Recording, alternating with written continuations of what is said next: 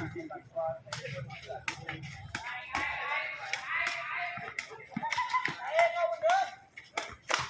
ยเอ้ยไม่ยอมวะ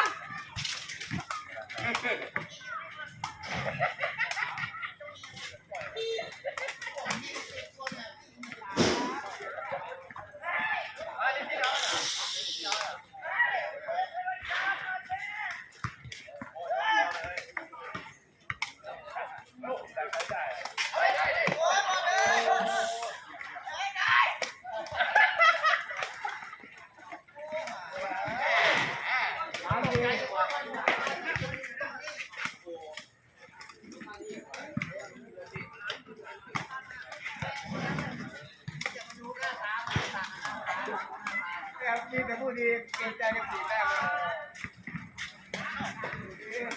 ไม่น่าเชื่อ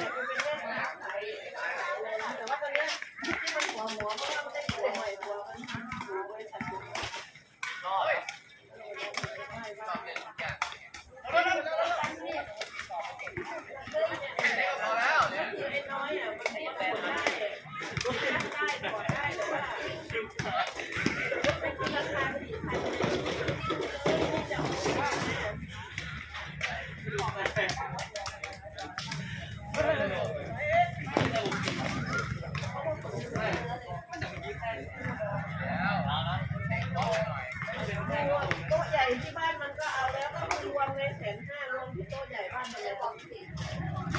แอร์อะไรทุกอย่างก็คนไปหมดในราคา150,000น่ะแต่ว่านี่เนี่ยตอนนี้อยู่ห้องแบบ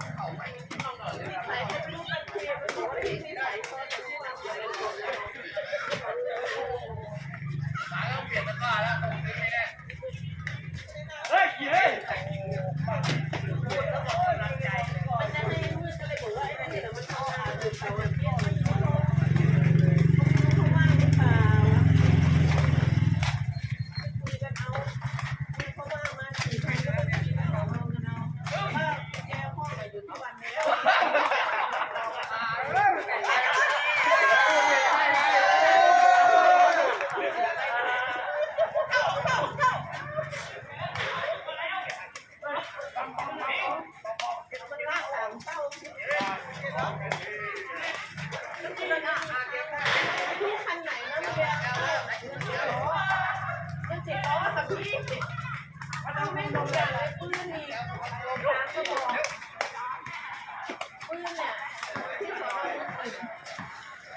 ดอกก็ไม่จ่ายเขาต้นเนี่ยไปซื้อเป็น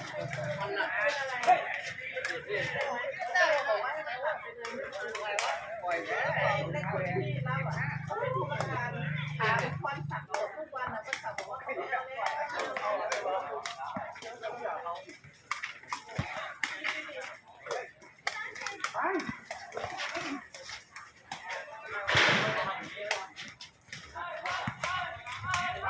มาอีกแล้ว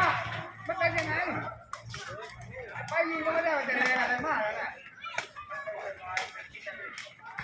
สามคนด้วยอ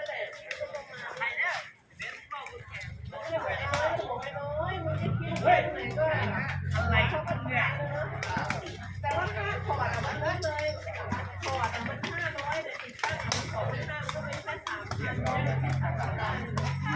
ไม่ใช่3,000จะได้มีที่น้องเลยเหรอราคา